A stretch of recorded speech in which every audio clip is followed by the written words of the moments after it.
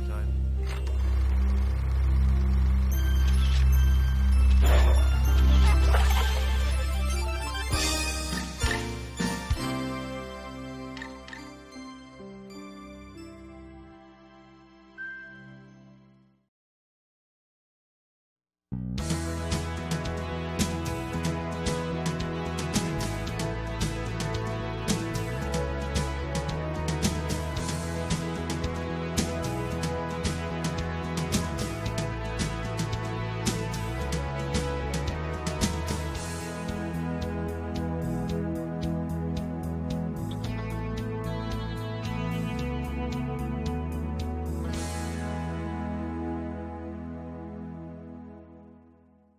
My mother and I used to live in Washington, D.C.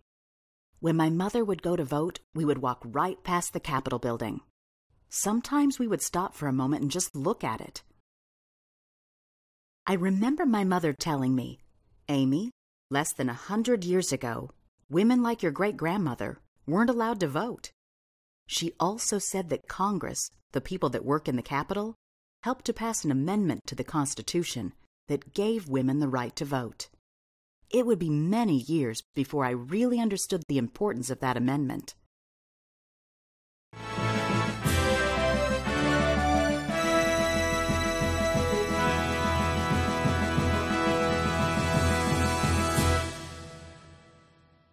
Our federal government has 3 branches: legislative to make laws, executive to enforce laws, and judicial to decide what the laws mean. The legislative branch is divided into 2 parts, the Senate and the House of Representatives. The Senate and the House of Representatives are known as Congress. Congress does its work in the United States Capitol in Washington, D.C. The Senate holds its meetings in one end of the Capitol, and the House of Representatives hold their meetings in the other end. The 2 groups are considered equal in power. They can both make laws, and both of them must agree on a law before it can be approved. The members of Congress are elected people from each state that do the work of the nation. To be elected to Congress, a person must receive a majority of votes from the people in their state. The people in Congress are our representatives in our federal government. They make the laws that they believe the people of our country want to have.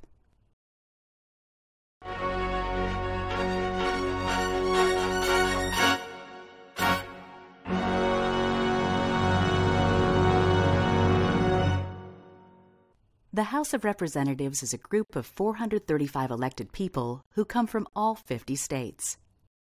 The number of representatives each state has is based on the number of people in each state.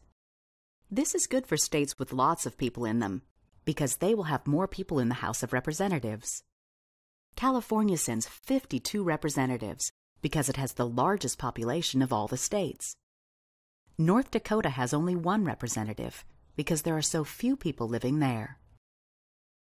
The House of Representatives knows how many people there are in each state because of a census or population count. A census is taken every 10 years. People called census takers go all over the country counting every person they can find. The more people a state has, the more representatives it gets in the House of Representatives. That means it has more people voting on issues important to that state. So what does a representative do for the people they represent? You want to make laws that make life better for those people. So I try to make laws that are good for businesses, that are good for supporting our schools. I also try to work very hard on behalf of our farmers and ranchers. If you want to be a representative, you must be 25 years old, have been a citizen of the United States for 7 years, and you must live in the state you represent.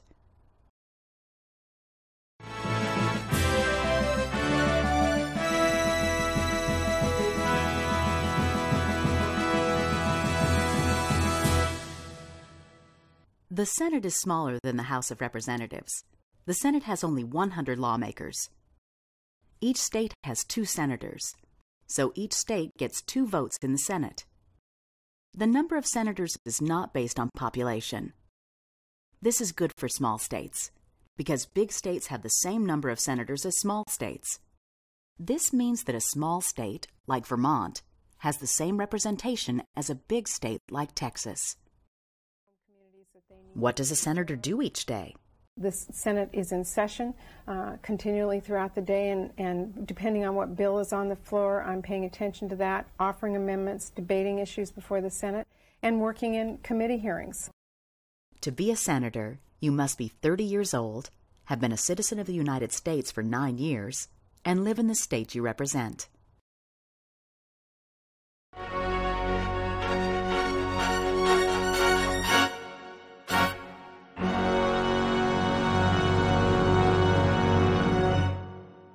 The founders of our country made the House of Representatives and the Senate different for a reason. They wanted them to act as checks and balances on each other.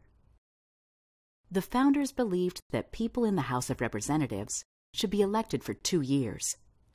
That way, the representatives would know the immediate needs and views of the people they represent. The founders decided to have senators elected for 6 years. That way, the senators don't have to worry about being reelected very often. This allows them more time to concentrate on their work in the Senate. The House can act quickly to pass bills that the majority of representatives want to have passed. A bill is a proposed or suggested law. It is easier to get a bill passed in the House because the minority of representatives that disagree with the bill have little chance of changing it. The Senate is designed to work slowly. They discuss each part of a bill in detail and consider how it will affect the nation. In the Senate, the minority can make sure their side on a bill is heard. They can even cause a bill to be changed. The Senate has a duty that the House of Representatives doesn't. The Senate approves the President's choices for judges, ambassadors, and cabinet members.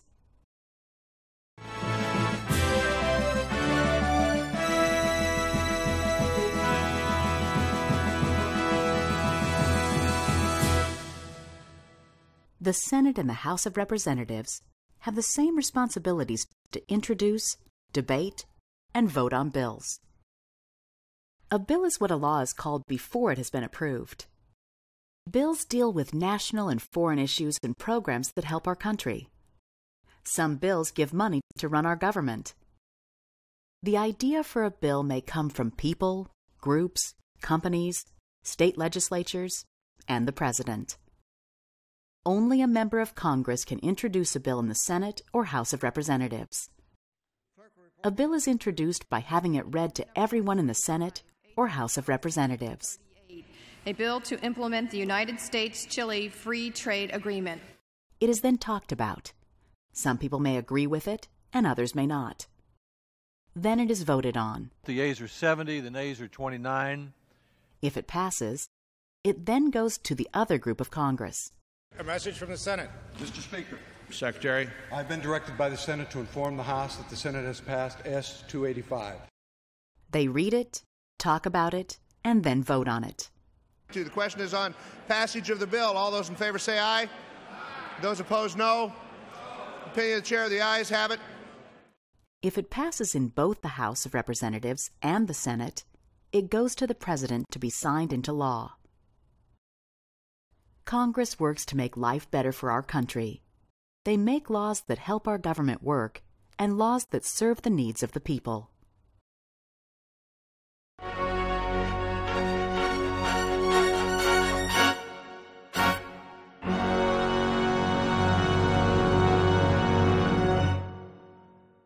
Congress has passed thousands of bills to help make our country work and grow. Congress passed a bill called the Social Security Act in 1935. It made sure older people didn't have to live in poverty. President Franklin D. Roosevelt signed the bill into law. This Social Security measure gives at least some protection to 30 millions of our citizens. They passed another bill, the Voting Rights Act of 1965. One law it created says you don't have to pass a reading test in order to vote. Congress has passed bills to make cars safer for passengers. And they passed one bill that said women and men who work the same job must be paid the same money.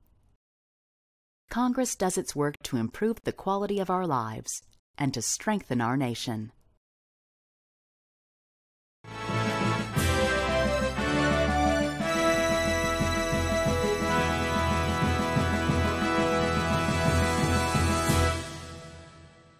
The very first Congress to meet in 1789 did the greatest thing ever done for the people of the United States.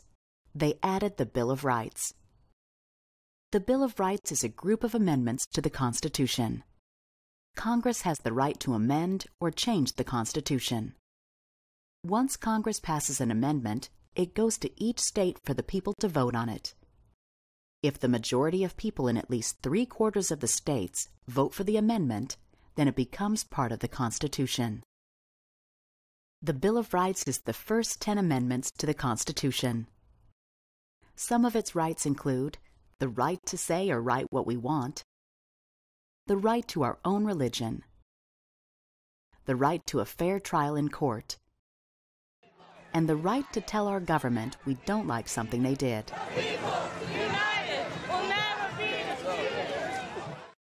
Although thousands of amendments have been proposed, only 27 have been successful. I remember one election day, my mother gave me a book on the Constitution. I read about the 19th Amendment and how hard women worked to get the right to vote. So I decided then and there that I would do like my mother and vote in every election.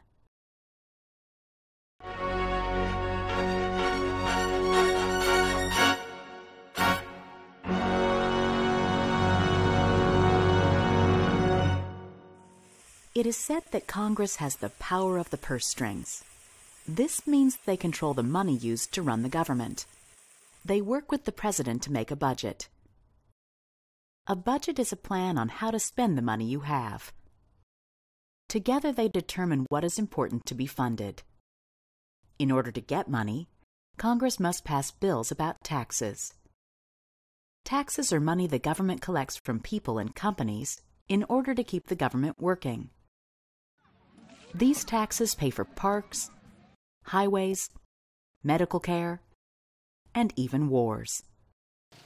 Congress has the power to print and coin money. Money makes it easier for people and businesses to do trade. Congress watches over our trade with other countries.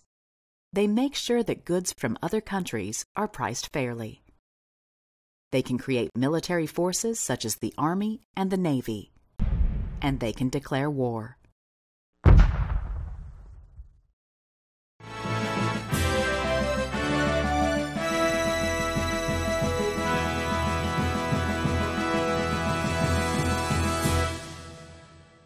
There are many ways that all 3 branches of government watch over each other.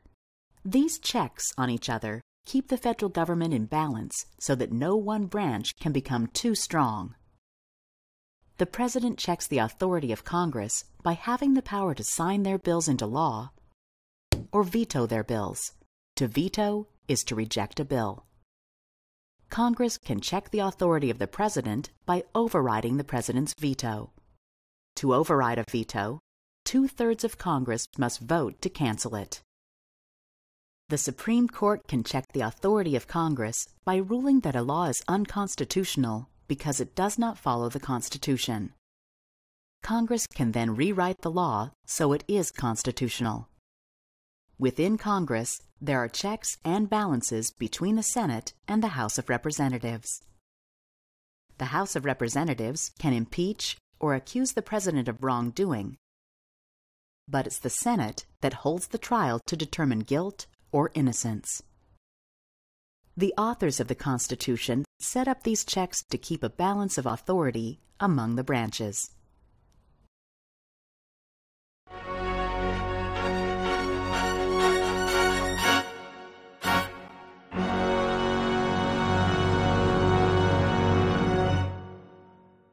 Congress makes decisions that affect all of us. That's because Congress is made up of people from each state, all there to represent us. The main purposes of the legislative branch are to create laws, to control the government spending, to create a military, and to collect money through taxes. The legislative branch, with its checks on the other branches, helps to keep a balance of power in our government. This prevents any one branch from becoming too powerful. And that's how it should be, because the founders created the United States government as a government of laws, not of kings and queens. We the people is a good description of Congress, because Congress is the people. The legislative branch is run by representatives from our communities.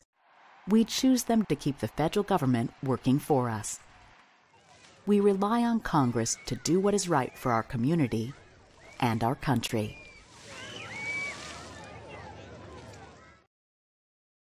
My mother told me that my great-grandmother had worked very hard for the right to vote. So my mother never misses an opportunity to vote. And me? They're calling for you, Miss Green.